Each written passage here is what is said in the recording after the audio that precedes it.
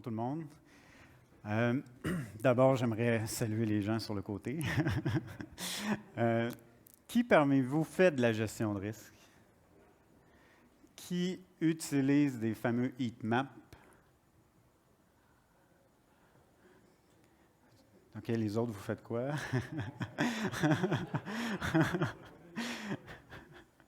OK, ça me donne un peu l'idée de comment ça va aller aujourd'hui. Je commence avec un avis général. Je suis ici en mon nom personnel, donc je ne représente pas mon employeur ou présent ou passé. GRCP, c'est ma firme de consultation. J'ai été consultant pendant quelques temps.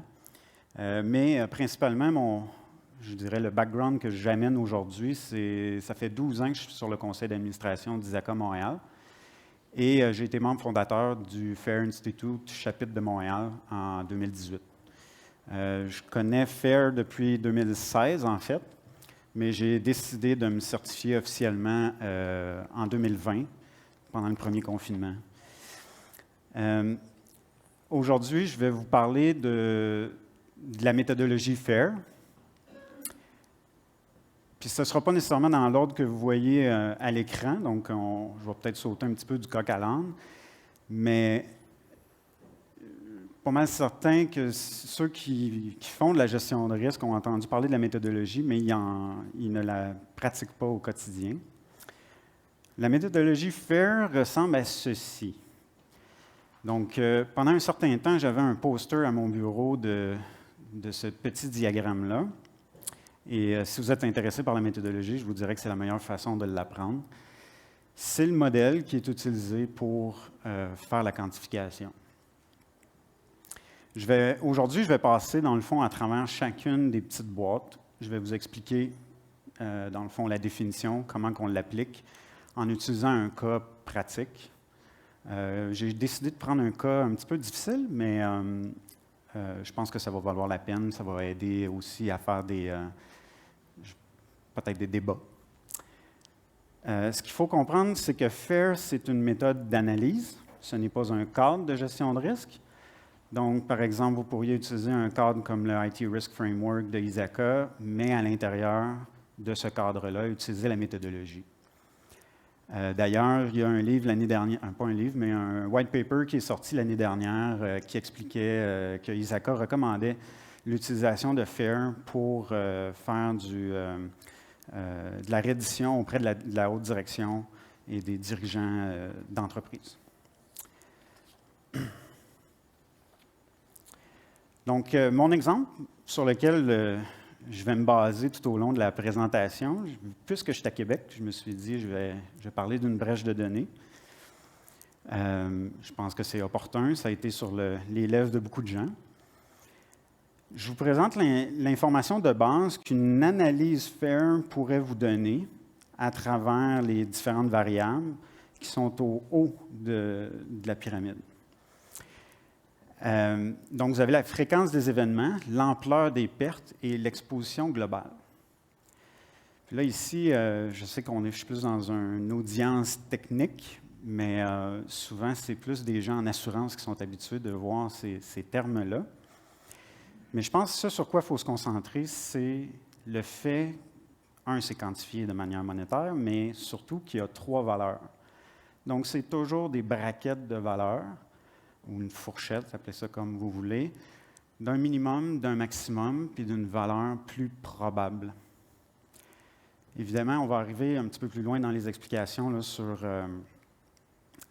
comment arriver à ces termes-là, à ces chiffres. Mais dans le fond, je vous montre les valeurs brutes de ce qui ressort d'une analyse. Maintenant, est-ce que vous pensez qu'un dirigeant d'entreprise qui voit ça comme ça va trouver ça pertinent, va savoir quoi faire avec cette donnée-là? J'ai fait un petit peu exprès. La réponse, c'est non. En tant que dirigeant, vous voyez un paquet de chiffres. La manière que le scénario est présenté est un peu vague, brèche de données. Quelles données? Par qui? Dans quel laps de temps? Donc, tout ça est manquant dans ce que je vous présente en ce moment. Je pourrais agrémenter ça un petit peu plus en mettant des graphiques, des tableaux. Donc, vous avez le graphique qui est en fait une simulation Monte Carlo. Aujourd'hui, je ne parlerai pas de simulation, comment les simulations sont faites, comment c'est calculé, etc. Je n'irai pas dans ce détail-là, mais ça vous donne une idée de comment ça pourrait être présenté, encore une fois. Ça peut être un peu plus parlant, mais encore une fois, je pense que c'est insuffisant. D'ailleurs, pour arriver à ces chiffres-là, j'ai utilisé un outil qui est gratuit, qui est proposé par le FAIR Institute. Je pense qu'ils appellent ça le FAIRU. C'est un petit outil. Tout le monde peut s'inscrire et utiliser ça. Je pense qu'une organisation qui commence, je dirais, qui fait des premiers balbutiements avec la méthodologie pourrait utiliser cet outil-là sans problème.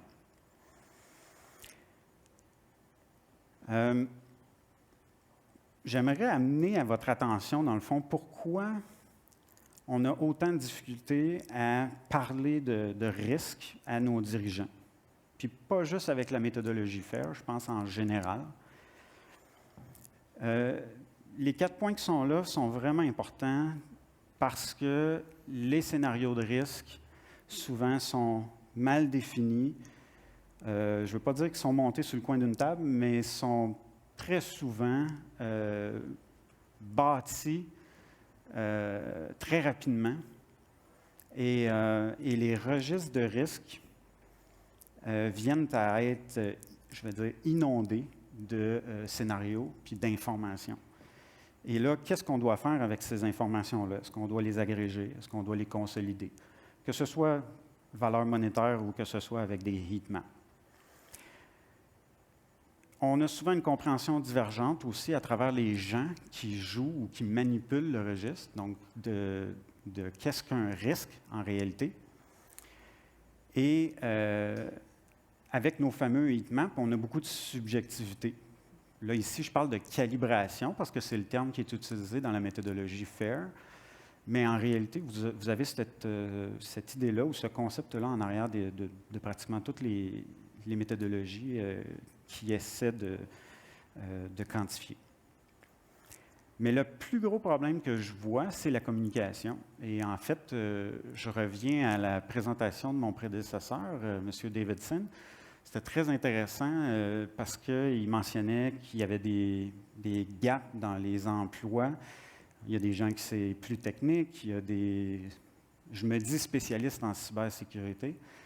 Je fais de la gestion de risque, mais j'ai commencé comme sysadmin, je suis rendu gestionnaire. Donc, il y a toute une palette d'expertise à travers les années. Puis, en fait, avec la gestion de risque, c'est surtout la communication qui est déficiente de ce que je vois dans les organisations. Puis souvent, grâce ou à cause de la subjectivité des méthodologies utilisées aujourd'hui, souvent, c'est la personne qui a la voix la plus haute qui finit par influencer énormément les décisions. Dans le livre de l'auteur de la méthodologie FAIR, il mentionne d'ailleurs que la communication, c'est 50% du skill set qui est requis d'une personne qui fait de la gestion de risque. Et de plus en plus, je considère que c'est vrai. Ça prend des gens qui sont capables de communiquer autant avec les gestionnaires qu'avec les gens techniques, donc vos experts en cybersécurité, qui vont vous parler de vulnérabilité, de Log4j, de SolarWinds, peu importe, et de ramener ça je vais dire, dans le bon bucket ou dans le bon scénario, de bien l'interpréter, de bien le traduire, puis de l'insérer finalement dans vos analyses de risque au bon endroit. Je parlais justement de Log4j. Souvent, on va avoir des dirigeants qui vont nous demander « Sommes-nous à risque de Log4j ?» Je pense que la question est mal posée parce que Log4j, c'est la vulnérabilité du jour, mais SolarWinds était très similaire il y a déjà 1 an. C'était un supply chain, je vais dire issue, vulnerability, peu importe. Et un an plus tard, on en a une autre, plus grave, moins grave. Ça, c'est à définir dans vos analyses, mais c'est le scénario qui est en arrière de ça est le même. Du moins, ça pourrait être amené à débat ou à plus grande réflexion. Je vais vous donner un autre exemple. En 2018, à l'époque, je travaillais pour une banque internationale, puis l'équipe de Threat Intelligence a mis dans un rapport qu'il y avait des nouvelles capacités sur le dark web pour faire du credential stuffing. Et à l'époque, je disais à mon patron, j'ai dit, c'est super important, ça vient affecter je vais dire les patterns ou les possibilités, les probabilités. Et pourtant, ça s'est perdu, si on veut, à travers un PowerPoint, dans des bullets, de dire « Ah, il y a un nouvel outil de credential stuffing ». Mais pourtant, ça aurait dû immédiatement affecter des scénarios de risque sur les capacités que les hackers, puis je vais même dire des opportunistes ou des hackers qui ne sont pas tellement, je vais dire, très bons, là, qui sont dans le bas de l'échelle, donc peut-être des apprentis, je vais les appeler comme ça pour ne pas les vexer, parce que cet outil-là permettait d'automatiser des attaques de credential stuffing sur des sites web, n'importe quel site web. Et puis, en 2 ans, aujourd'hui, on voit des statistiques qui disent, 40% des tentatives de connexion sur les sites web de vos organisations sont en réalité du credential stuffing. Sur ces 40%-là, il y en a combien qui réussissent? Encore là, c'est un autre débat. C'est à vous d'avoir des équipes ou des données sur ça. Mais c'est le genre d'information qui est utilisé dans des analyses FAIR. C'est quoi le skill set des gens? Il peut y avoir la vélocité dans le temps, chose que beaucoup de méthodologies utilisées aujourd'hui n'ont pas. Et donc, je considère que la méthodologie vous amène à amener votre réflexion beaucoup plus loin. Mais je vais commencer avec, c'est quoi un risque? Donc, il y a certaines personnes ici qui me diraient, c'est un acte négatif. On est à risque d'une cyberattaque. C'est la plus connue, la plus simple, la plus répandue. Aujourd'hui, c'est dans les journaux. C'est ce qui fait qu'on a des ciseaux qui sont au niveau des boards. C'est fantastique, on a plus de visibilité. Il y en a d'autres qui vont dire que c'est un état d'être. Ce que ça veut dire, c'est, dans le fond, si j'ai, je sais pas, une catastrophe naturelle qui vient impacter un immeuble ou un data center, c'est vraiment plus physique. Il y en a d'autres qui vont dire que c'est un montant, pas une braquette, un montant. Est-ce que c'est plausible de dire je vais avoir une perte de 2 millions, puis demain matin, c'est sûr que ça va être 2 millions? Moi, je ne suis pas prêt à mettre ma main au feu en disant ça. Dans la méthodologie FAIR, un risque, c'est une quantité en dollars, comme je disais tantôt. Mais ce qui est le plus important, c'est que c'est une mesure, donc une braquette d'un scénario selon sa fréquence et l'ampleur de la perte. Donc, les 2 facteurs principaux de notre pyramide. OK? Donc, vraiment important, c'est une échelle, ce n'est pas un score, ce n'est pas high, ce n'est pas critique, c'est vraiment une braquette monétaire. Il faut aussi comprendre que c'est une prévision, un peu comme la météo. Hein? Souvent, on va dire, demain matin, il y a 50% ou 70% de chances qu'il pleuve. D'ailleurs, ils ne disent jamais 50%. Ils vont toujours dire 60%. Dans notre cas, c'est la même chose. C'est une prévision. Donc, l'objectif, ce n'est pas la précision, c'est, je vais dire, de tomber dans la bonne braquette. Donc, ce n'est pas de dire ça va être 2 millions ta perte. Non, c'est de dire ça risque d'être quelque part entre ça et ça. OK? Les modèles d'aujourd'hui, je présente, j'ai fait un Google Search. Je ne sais pas d'où ça vient, honnêtement. Mais quand je voyais ça, je me disais, c'est parfait, ça me parle de threat, ça me parle de vulnérabilité, impact, j'ai tout ce qu'il faut comme dans tout bon modèle de risque. Puis dans le milieu, j'ai mon risque maximum. Là, je me disais, c'est là qu'on va prioriser nos efforts, c'est là que je vais investir mon argent. Mais si vous êtes dans une organisation qui a 100 000 vulnérabilités, parce que la définition de vulnérabilité ici, c'est une vulnérabilité, un bug, un problème dans un système qui fait qu'on est vulnérable. OK? Vous voyez, j'ai utilisé le mot vulnérable dans deux contextes différents. Je vais y revenir plus tard. Mais comment faire pour prioriser 100 000 vulnérabilités?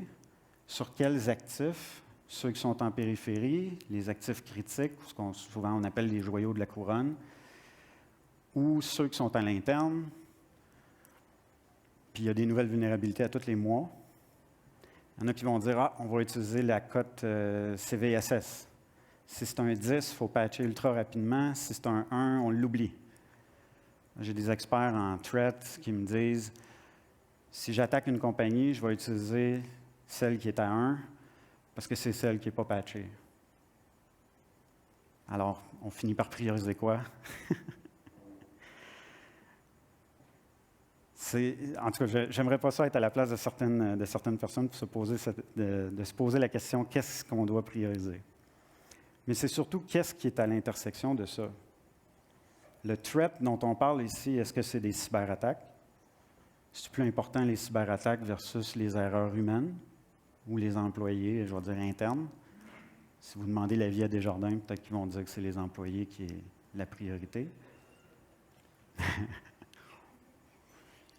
Je suppose qu'ils ont mis leur priorité aujourd'hui, mais je pose la question. Il y a des statistiques qui disent que la majorité des brèches sont causées par des erreurs humaines, donc il y a quelque chose à faire là. Une autre image qu'on trouve, likelihood, impact égale risque. Encore une fois, on a nos fameux threats, nos vulnérabilités, on a notre impact d'affaires. Là, on a un petit concept de plus. C'est quoi l'impact d'affaires? Là, souvent, on va avoir des échelles de probabilité d'impact. Donc, les échelles, souvent, on va voir c'est probable, peu probable, quasi certain. Quasi certain. Quand je joue au poker, des fois, je me dis, je suis quasi certain de gagner, mais je ne gagne pas finalement. Ça va être quoi l'impact? Même chose, encore là, on a des belles échelles, puis c'est associé la disponibilité, le légal, la réputation, financière, évidemment, les opérations. Notre site web va planter, on ne sera plus capable de produire nos services, etc., etc. Ça, c'est ce qu'on connaît aujourd'hui. Puis, je lisais un article dans le Harvard Business Review il y a quelques années qui avait fait une étude sur tous ces mots-là. Toujours, quasi certain, certain. Puis là, ils ont fait un survey pour ces gens qui répondaient au sondage. Quand on dit toujours, ça veut dire c'est combien sur une ligne du pourcentage? C'est quoi pour vous? Quand on dit toujours, c'est 100%? Non. Alors, on a un problème. Les mots ne veulent pas dire la même chose pour tout le monde. Ça, c'est important parce que quand vous avez un changement de direction, un turnaround, peu importe, vous allez arriver avec quelqu'un qui est peut-être, je parlais de poker juste il y a un instant, il y a des gens qui vont être plus, je vais dire, joueurs, gamblers, qui vont être prêts à prendre plus de risques. Il y en a d'autres qui vont être plus frileux. Pas mal certain, encore une fois, que Desjardins doit être un peu plus frileux aujourd'hui. Je vais vous donner un exemple. Puis ça, c'est un exemple qui vient du livre de l'auteur de la méthodologie. Il appelle ça le pneu usé. Puis, à la limite, vous pourriez fermer vos yeux parce que mes graphiques ne sont pas très beaux. Mais je vais vous demander de vous imaginer un pneu usé. Puis là, je vous pose la question, c'est quoi le risque d'un pneu usé? Je vous montre une autre image. Là, vous voyez le pneu usé, mais là, il est attaché au bout d'une corde. Puis là, je vous demande, Est-ce que j'ai un risque? C'est quoi le risque? Combien de risques? Puis je vous montre une dernière image. Le pneu qui est attaché sur un arbre au-dessus d'une falaise. Encore une fois, combien j'ai de risques? Est-ce que j'ai un risque? L'exemple est un peu truqué parce que est-ce qu'il y a de la valeur, ce pneu-là? Est-ce qu'il y a quelque chose dans l'exemple que je viens de vous donner qui a une valeur? La corde, l'arbre. Cet exemple-là, je trouvais qu'il me faisait vraiment réfléchir parce que souvent, on oublie qu'est-ce qu'il y a de la valeur.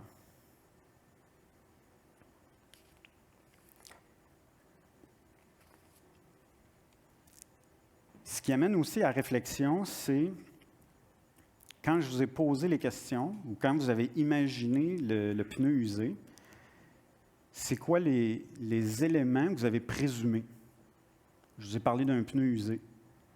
Ah, il est sur une voiture. La voiture se promène sur une chaussée glissante.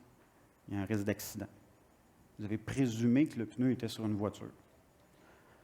Je vous l'ai mis au bout d'une corde. Ah là, le risque est complètement différent. Il est au bout d'une corde, on s'entend, on se balance. Qui se balance? Normalement des enfants. Vous avez présumé qu'il y avait peut-être des enfants aux alentours. Et le dernier exemple, avec l'arbre puis le pneu au-dessus de la falaise. Ah, la falaise. Encore là, il y a un risque. Est-ce que la corde va tenir le coup? C'est toutes des bonnes questions. Puis ces éléments-là que vous avez présumés sont hyper importants quand vous faites des analyses de risque. Pour FAIR, il y a 3 éléments. Il y a l'actif. Donc, je posais la question, qu'est-ce qu'il y a de la valeur? L'effet, ici, pour les gens de sécurité, rapportez-vous au fameux triangle confidentialité, intégrité, disponibilité. Puis les acteurs. Donc, c'est qui? Il ne peut pas y avoir un risque sans un acteur. Donc, je parlais de catastrophes naturelles tantôt, mais la plupart du temps, c'est des facteurs humains dont on va parler. Okay? Parmi les actifs potentiels que vous pourriez identifier dans votre organisation, vous avez des données clients, des données financières, des informations patentes, des brevets, etc. Il y a aussi des équipements, des personnes. Vous avez peut-être des employés clés. Au niveau des effets, comme je mentionnais, c'est la confidentialité, intégrité, disponibilité, assez simple. Puis au niveau des acteurs, puis là, c'est juste des exemples que je vous donne ici. Là. Je ne dis pas que c'est un catalogue complet. Ce qu'on connaît mieux souvent comme nation state, là, je l'ai traduit comme acteur étatique. Et bon, vous avez les pirates, vous avez des employés, des opportunistes. C'est quoi un opportuniste?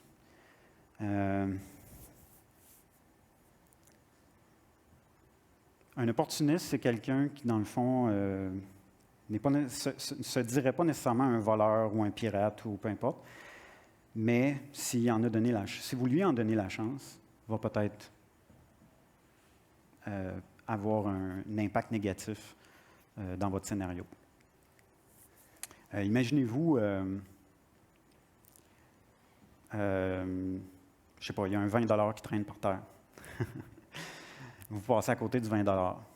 Vous êtes quelqu'un de très honnête, en général. Vous passez, puis il est par terre le 20 $. Est-ce que vous allez essayer de trouver à qui appartient ou vous allez vous le mettre dans les poches puis vous allez continuer? C'est à peu près ça, un opportuniste pour moi. Si je reprends mon exemple du début, l'actif, c'est les renseignements personnels. Les effets, c'est l'exfiltration des données. OK? C'est pas vraiment important où est-ce qu'ils sont exfiltrés. Là. Si je dis qu'ils sont sur le dark web, c'est utilisé par des agents hypothécaires, peu importe c'est qui l'utilise. On s'entend qu'une fois que c'est sorti, c'est exfiltré. L'acteur, c'est l'employé. Okay? L'employé qui a extrait les informations. Est-ce qu'on peut être plus spécifique ici, dans ce scénario? Tout à fait. On pourrait. Est-ce que ça vaut la peine? Peut-être, peut-être pas. Pourquoi on voudrait être plus spécifique? Si vous êtes dans une grande organisation, puis vous pensez que vous n'avez pas suffisamment de données pour couvrir le scénario dans son intégralité, vous pouvez le rendre plus spécifique. Une façon de le rendre plus spécifique, vous mettez des quantités. Comme là, ici, j'ai mis plus de 50 000 renseignements personnels seraient exfiltrés. Pourquoi 50 000? Il faut l'expliquer dans la méthodologie. Il faut donner son rationnel. Pourquoi 50, pas 10 000? Expliquez-le. C'est très important d'expliquer. La première chose que je dirais, c'est est-ce que c'était la première fois qu'une entreprise avait une brèche de données aussi grosse, mettons, que celle de Desjardins, par exemple? Est-ce que c'était la première fois qu'eux avaient une brèche de données? La réponse, c'est non.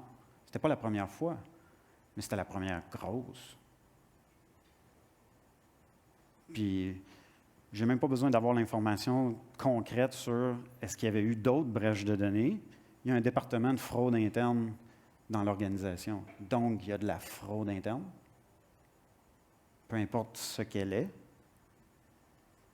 Puis l'organisation a mis en place une équipe pour la gérer. Donc, il y a des informations. Est-ce que s'il y avait eu 50 000 renseignements personnels de divulgués, est-ce que ça aurait été sorti dans les journaux? Oui, non. Si ça avait été une caisse qui avait été attaquée, est-ce que ça, au lieu du siège social, est-ce que ça aurait été différent? Il y a tout ça là, qu'il faut prendre en compte. Mais je pense que vous comprenez le but de l'exercice. Au niveau de l'employé, vous voyez, j'ai spécifié que l'employé avait un accès légitime. C'est important de dire qu'il y avait un accès légitime. Si c'était un accès illégitime, donc l'employé, oui, il est employé, mais il a usurpé de quelques manigances pour aller dans le système, donc ce n'est pas la même chose. Et pourquoi ce n'est pas la même chose? Les probabilités sont différentes. Et je spécifie même le système. Donc, je dis X, Y, Z. Pourquoi c'est important ou ça pourrait être important? Comme je disais tantôt, on veut avoir une portée de notre scénario qui est prévisible, ou en tout cas qu'on peut contrôler, dont on a des données. Puis vous allez voir, on n'est pas obligé d'avoir des données très, très tangibles, je vais dire, à la scène près, là. On n'est pas obligé d'aller jusque-là. Dans le modèle de FAIR, c'est des pourcentages qu'on utilise. Donc, c'est pas... puis avec la simulation Monte Carlo, ça finit par avoir peu d'importance, là, je vais dire ça comme ça. Mais avant de faire ces scénarios-là, je vous dirais qu'une chose qui est importante dans votre organisation, c'est de définir un catalogue. J'ai lu un article dernièrement que Dropbox utilise la méthodologie FAIR à l'interne pour faire ses analyses. Puis un des piliers de la méthodologie et de son implantation dans l'organisation, c'était d'avoir un catalogue. Un catalogue de quoi? D'actifs. C'est quoi qui a de la valeur chez vous? C'est quoi qui est important? Est-ce que c'est votre production? Est-ce que c'est les systèmes informatiques? C'est quoi qui a de la valeur? Puis finalement, comme je disais tantôt, c'est qui les acteurs? La méthodologie parle beaucoup de probable versus possible. Dans la vie, tout est possible. OK? Je vous le dis, tout est possible. Il y a des choses que j'ai vécues en gestion de risque, je me disais, voyons, je ne m'attendais pas à ça. Mais,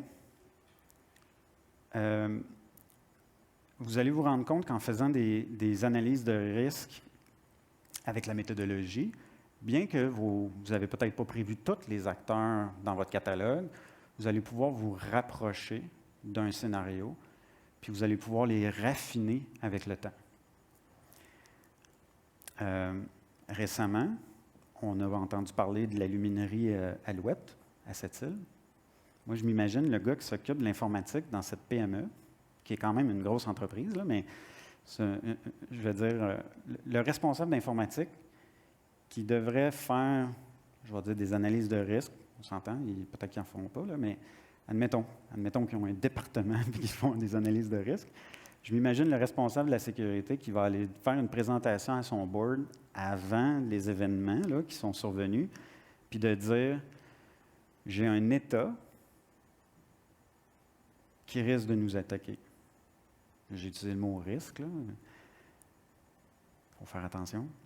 Donc, est-ce que c'est un scénario qu'à l'époque, son conseil d'administration, peut-être qu'il aurait ri un peu en pleine face? Je pense que oui.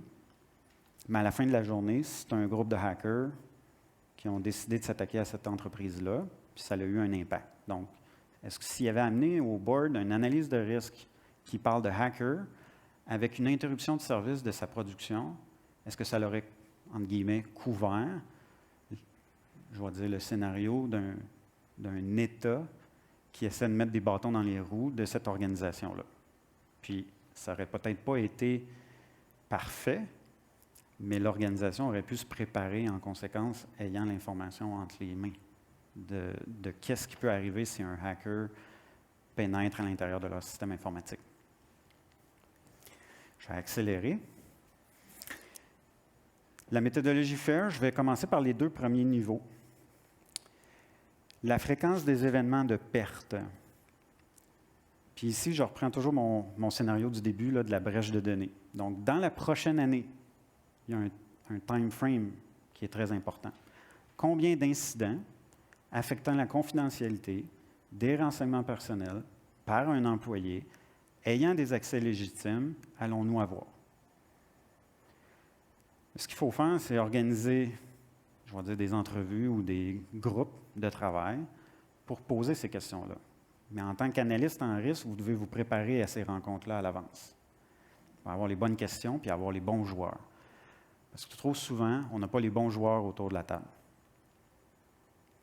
Qui peut répondre à la question « Combien d'incidents avons-nous eu dans la dernière année? » Est-ce que c'est les gens je dois dire, qui font de la prévention, qui installent les firewalls? Dans certaines organisations, ça va être justement les équipes de fraude, les équipes d'incidents, les red teams, etc., etc. Okay? Donc, il faut vraiment avoir les bons joueurs. Et je vous invite fortement à cadrer dans chacune de vos questions, à chacune des étapes de votre analyse, de cadrer votre scénario à l'intérieur de votre question. Ça va rappeler aux gens qui sont autour de la table, c'est quoi l'actif, les acteurs, c'est quoi les barèmes, les critères à suivre. Puis si vous n'avez pas la réponse, ou que vous vous obstinez, vous êtes en désaccord, il n'y a pas de problème, il y a les autres niveaux. Dès que vous êtes en désaccord, vous pouvez vous rabattre sur les niveaux inférieurs de la méthodologie. Mais ce qui est aussi intéressant de la méthode, c'est que c'est important d'avoir des désaccords. La majeure partie des analyses de risque, avec les heatmaps, on essaie d'arriver à un accord. Est-ce que c'est high? Est-ce que c'est medium? Puis on n'est pas capable de s'entendre. Puis comme je disais tantôt, c'est la voix la plus forte, celui-là qui a le plus grand pouvoir, le dirigeant, peu importe, qui va finir par dire ça, c'est un élevé. Puis c'est comme ça qu'on va le classer, puis c'est comme ça qu'on va le gérer. Mais avec la méthodologie, les désaccords, en fait, ils appellent ça des incertitudes. Si vous êtes en désaccord avec un collègue, il y a une raison. Pourquoi? Vous manquez des données? Est-ce que c'est la bonne personne qui... Admettons que moi, je commence à parler des incidents. Il y a eu, je prétends qu'il va y avoir 3 incidents dans la prochaine année. Est-ce que je suis la personne qui a l'information, premièrement? Est-ce que si j'ai lu, je ne sais pas moi, Gartner ou Forrester qui dit dans la prochaine année, il va arriver telle chose, puis que là, je ne m'entends pas avec un collègue dans le groupe, bien, il faut noter tous ces raisonnements-là dans votre réflexion puis dans votre analyse, en fait. Puis à chaque niveau, vous devez toujours utiliser 3 variables, minimum, maximum et probable.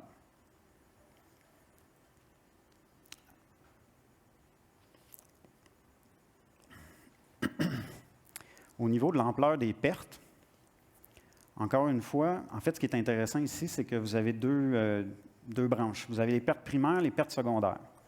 Vous avez toujours une perte primaire, mais vous n'avez pas toujours une perte secondaire. Dans le cas d'une brèche de données, ce qu'on va voir un petit peu plus loin, c'est la perte secondaire qui est la plus importante la majeure partie du temps, et non pas la perte primaire. Mais je vais revenir à la description de la perte primaire. Encore là, c'est qui peut avoir l'information de combien qu'on a eu de pertes? Les finances, peut-être le légal, qui ont géré la situation peut-être. Des experts en protection de renseignements personnels, vu qu'on parle de confidentialité ici. Mais on va y revenir.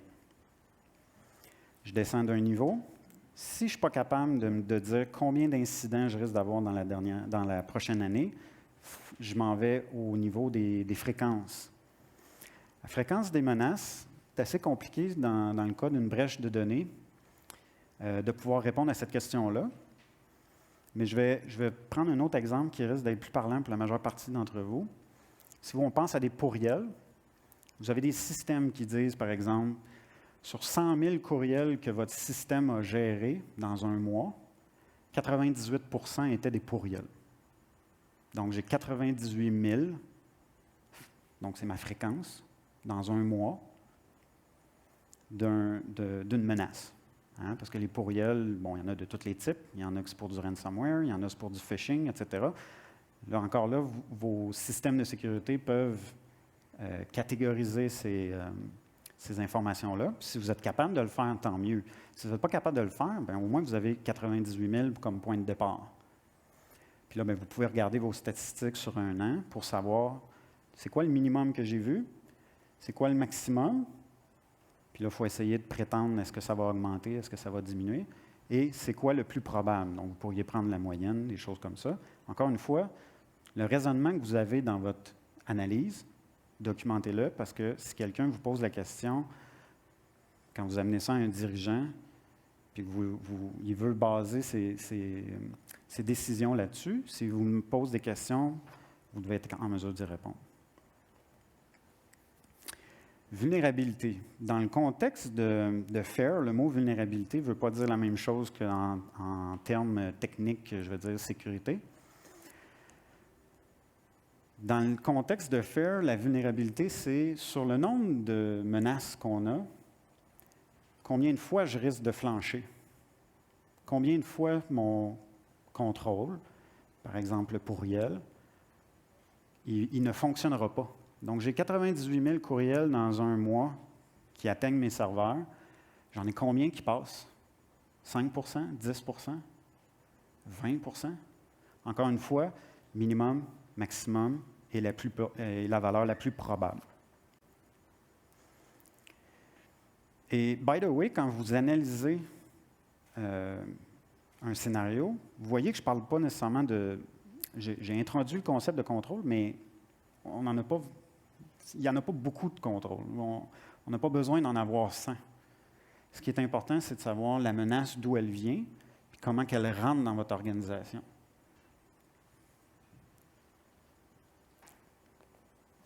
Je vais passer à la perte primaire. Donc, la perte primaire, c'est qui? C'est l'organisation dans laquelle vous êtes, qui se fait attaquer ou que vous analysez, en fait. Donc, dans le cas d'une brèche de données, je vais changer mon acétate, voilà. Au niveau de l'organisation, il y a 6 catégories, je vais appeler ça comme ça, de pertes possibles. Productivité, réponse, remplacement, avantage compétitif, amende et réputationnel. Productivité, c'est très simple. C'est est-ce que ma production de biens et services est interrompue? Okay. Réponse, donc pour réagir à l'incident, combien je dépense? Puis là, il ne faut pas se mettre la tête dans le sable.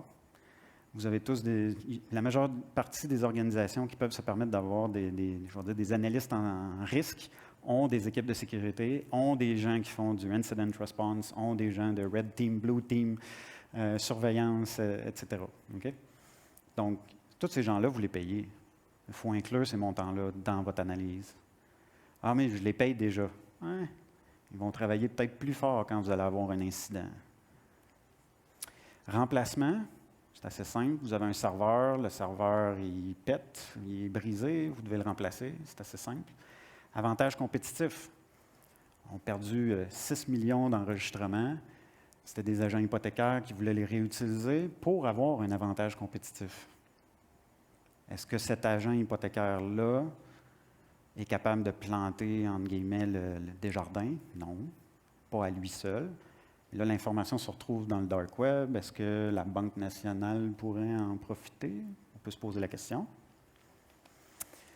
C'est ça l'avantage compétitif. Et amende, ben, tout simplement, l'autorité des marchés financiers, tous les organismes qui gravitent dans vos cercles, est-ce qu'il peut y avoir des amendes qui soient données à l'organisation? Et finalement, réputationnel.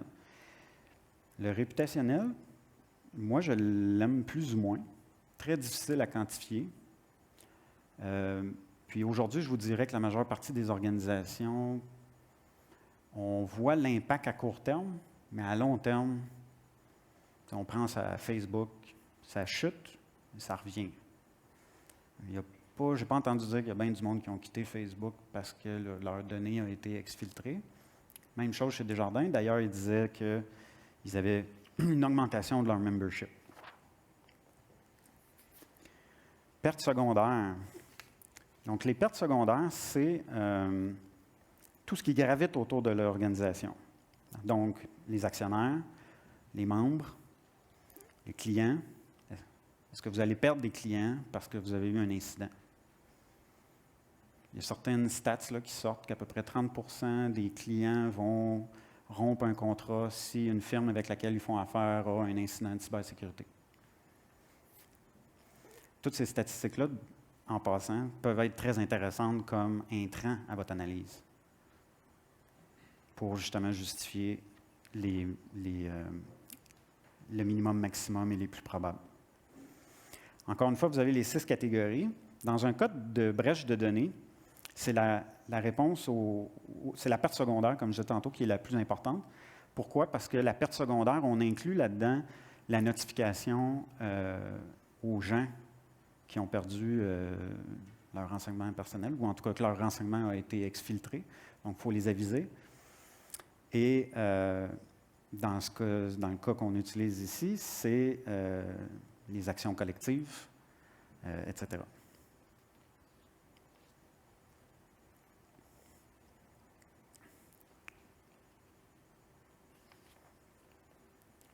Je vais continuer, je commence à manquer de temps, mais la fréquence des contacts. Si on n'est pas capable de parler de la fréquence des menaces, on descend encore là un point plus bas. La fréquence des contacts. Vous voyez la question. Combien de fois un employé sera-t-il en contact avec des renseignements personnels?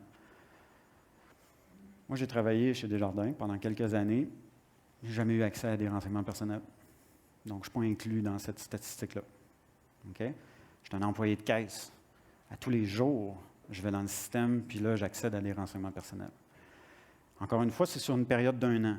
Est-ce qu'on prend l'accès individuel? Donc, je suis un employé de caisse. À chaque client qui se présente, c'est un login dans le système, puis je m'en vais voir l'enregistrement. On n'a pas besoin de gratter aussi profond. Je pense qu'on a juste besoin de se dire la personne, elle travaille à longueur d'année. Donc, 48 semaines, 5 jours, 270 logins par année. On est bon. On a 270, 300 logins maximum par année. Puis là, on pourrait augmenter ça selon le nombre d'employés qui ont accès au système qu'on est en train d'analyser. Probabilité d'action. Comme je disais tantôt, admettons qu'il y a 20 $ sur le trottoir, puis je fais juste marcher. Il n'y a personne autour. Je pense qu'il n'y a personne qui me voit. Je vais le ramasser, je le mets dans mes poches, puis je m'en vais. Pourtant, je ne suis pas un hacker, je ne suis pas un voleur, mais 5 $, c'est 5 $, 20 $, c'est 20 $. Bon, on pourrait débattre. Ça pourrait être d'autres choses. Vous voyez une voiture de stationner, les clés sont dans le contact. Vous n'êtes pas un voleur professionnel de voiture, mais les clés sont dans le contact, puis c'est une belle voiture. Vous pourriez décider, vu que vous avez l'opportunité, de le faire. Il y a 3 facteurs qui vont amener la probabilité d'action à augmenter. La difficulté, la valeur et, j'oublie, le risque que vous prenez. Il y a 20 $ sur le trottoir, je le ramasse, je le mets dans mes poches. Est-ce que je vais aller en prison pour ça? Le risque n'est pas très grand, même si je me fais pogner. Si je vole une voiture, par contre, peut-être que là, je vais avoir un casier. Vulnérabilité, si on n'est pas capable de mettre des chiffres dessus, on le décompose. Capacité de la menace. Je parlais tantôt d'un État qui va hacker ou qui va interrompre, ou je vais dire, impacter un scénario. Il y a les hackers, ils n'ont pas la même capacité. Si votre organisation se fait attaquer par un État, comme la Russie ou la Chine, peu importe, ils ont des ressources illimitées, ils ont beaucoup d'employés, le skill set est élevé. Est-ce que vous allez résister longtemps? Probablement pas aussi longtemps que si vous êtes devant un script kiddie. Okay? Quelqu'un qui est plus novice puis qui va utiliser un DDoS en ligne puis qui va payer en Bitcoin. Okay? Donc, c'est la capacité, c'est ça ici. C'est est-ce que ça prend beaucoup d'efforts, beaucoup d'expérience, d'expertise pour pouvoir y arriver? Puis encore là, minimum, maximum, probabilité, plus probable. Au niveau de la difficulté, comme je disais tantôt, comparativement aux autres acteurs, est-ce que cet acteur-là va être facilité? En fait, je reviens 2 petites secondes sur capacité de la menace. L'employé qui a accès au système, sa capacité, c'est quoi selon vous? Sa capacité, c'est 100 %. Il a accès au système. Il n'a pas besoin de travailler, là. Donc, il ne faut pas se casser la tête, là. La capacité, c'est juste de dire, est-ce que c'est facile, pas facile? Puis, on le met sur une barème de 0 à 100. Difficulté, c'est de dire, comparativement aux autres, le hacker, lui, va devoir travailler pour rentrer dans ton système. L'employé n'a pas besoin de travailler. Il a les accès. Cette slide-là, ici, je résume finalement en disant, pour chacune des variables, c'est quoi le type de données que vous devriez avoir. Donc, si c'est un nombre ou si c'est une valeur monétaire ou un pourcentage. Ce qui est important, c'est qu'à chacune de ces cases-là, vous devez expliquer le raisonnement. OK? Puis le raisonnement est important parce que c'est ce que j'appelais tantôt la calibration. On va faire un petit exercice ensemble de calibration, vous allez voir, c'est assez intéressant. Mais dans le fond, le raisonnement, le rationnel en arrière de votre explication, de votre analyse, là, je vous ai mis des exemples, là, les sources de données, les contrôles pris en considération, les zones d'incertitude, là où il y a eu des désaccords. Okay? Il va en avoir des désaccords. D'ailleurs, la méthodologie essaie d'avoir un 90 % de désaccords. Bien, pas de désaccords, mais je veux dire 9 personnes sur 10 doivent être en accord, puis une personne sur 10 pourrait être en désaccord. Donc, c'est juste de dire, est-ce que la personne est prête à miser sur le barème ou la fourchette que vous avez identifiée pour la variable? Un exemple de calibration. Là, je ne savais pas aujourd'hui si on allait me voir au complet sur le stage. Je me disais, les gens qui sont virtuels me verront peut-être pas, ils vont peut-être me voir jusque-là. Si je vous demandais tout simplement, c'est quoi ma grandeur? Il faut commencer avec l'absurde dans la méthodologie FAIR. L'absurde, c'est quoi? C'est à 100 %, vous êtes sûr que ça tombe là-dedans. OK? Donc, ma grandeur, vous dites, il fait plus qu'1 pouce jusqu'à 7 pieds. C'est sûr qu'il est là-dedans ou presque. Plus que 7 pieds, ils sont rares. Après ça, vous commencez à réduire la fourchette. Vous dites 4 pieds jusqu'à 6 pieds et demi. Peut-être qu'il y a quelqu'un parmi vous qui se dit, moi, je l'ai déjà vu jouer au basketball, ce gars-là, il est grand. 4 pieds, vous dites peut-être que c'est une personne de petite taille. Si vous ne m'avez pas vu à côté du tabouret ou à côté de la table, vous pourriez vous dire, je ne suis pas certain, peut-être c'est ça. Et vous pourriez vous dire, non, c'est 5 et 9, 6 et 3. Là, il y a quelqu'un autour de la table qui va dire, non, moi je ne suis pas d'accord avec ça, c'est trop serré comme fourchette. Peut-être parce que la personne ne me connaît pas, etc., peu importe. C'est là qu'il y a un désaccord. La personne a dit, ta fourchette est trop petite, je ne suis pas d'accord avec ton estimé. Alors à ce moment-là, vous revenez d'un pas en arrière, puis vous dites, est-ce que tout le monde s'entend là-dessus? C'est là que vous dites le 9 sur 10. Là. Il peut y avoir encore des désaccords à ce niveau-là, mais c'est là que vous dites 9 fois sur 10, on est d'accord avec ça. Quand il y a un désaccord sur une analyse comme ça ou une fourchette, il faut, comme je disais tantôt, vous pouvez aller un niveau plus bas dans la méthodologie. Vous n'êtes pas obligé d'aller jusqu'au 3e niveau. Vous pouvez rester au 1er niveau. Si vous avez les données et vous êtes confiant de ces données-là, vous pouvez rester là. Si malgré ça, il y a des désaccords encore, vous pouvez rouler la simulation avec les informations des deux cas. De dire, est-ce que ça va vraiment impacter le résultat? De dire que M. X, il dit c'est jaune, l'autre, il dit que c'est bleu. Est-ce que ça va vraiment affecter? Vous pouvez le rouler puis valider. Et finalement, vous pourriez dire, on combine ces informations-là, puis ça fait partie de votre zone d'incertitude. L'objectif, c'est d'arriver à une prévision qui va vous permettre de prendre des décisions plus tard. Si je reviens sur l'exemple, le scénario qui serait un peu mieux cadré, dans ce cas-ci, je l'ai formulé comme étant l'objectif, c'est de déterminer le risque associé avec un bris de confidentialité des renseignements personnels causés par un employé utilisant ses accès légitimes. La fréquence probable des événements, là, ici c'est complètement fictif, 5 fois par année. L'ampleur de la perte, au moins 1 demi-million par événement, et en moyenne 1,7 million, et une perte maximale de 400 millions. Là, vous pourriez encore là, pousser cette réflexion-là encore plus loin, de dire, est-ce que je peux utiliser le 1,7 million pour aller voir un gestionnaire faire des investissements dans mes outils, dans mes pratiques, dans mes processus de cybersécurité pour justifier où et sur quoi je vais investir?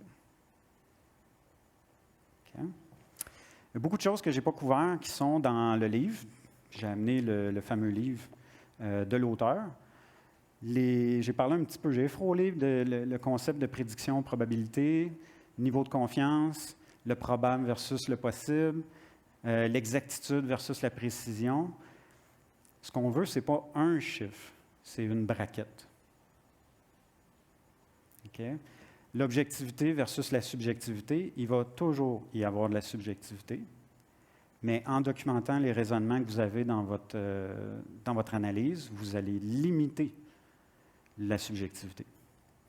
Finalement, je n'ai pas parlé de vélocité, mais très rapidement, quand il y a eu Log4j, les premiers jours, c'était un 0-day, etc. Ça demandait un certain skill set. Ce n'était pas très répandu. En dedans de 2 semaines, là, c'était ultra répandu. En dedans de 2 mois, c'était encore pire. Mais au final, on s'est rendu compte de quoi? On s'est rendu compte que quand on se faisait breacher, quand on se faisait compromettre, c'était de la crypto-monnaie qu'on comptabilisait ou qu'on comptait. OK, c'est dommage de perdre du CPU, mais c'est quoi la perte? De faire des analyses structurées avec FAIR, ça vous permet d'identifier ça. Donc voilà, si vous voulez approfondir, je vous invite à lire le livre fortement de Jack Jones. Et puis, j'ai l'intention de publier aussi des formations en ligne sur le sujet, parce que moi, mon objectif aujourd'hui, c'était de piquer votre curiosité, de faire en sorte que vous rameniez le goût dans vos organisations de développer la méthode quantitative de risque cyber. Et puis, pour ça, on a besoin de gens qui connaissent la méthode. Donc, si vous êtes intéressé, allez mettre votre nom, comme ça, vous allez être tenu informé. Voilà. Il y a des questions?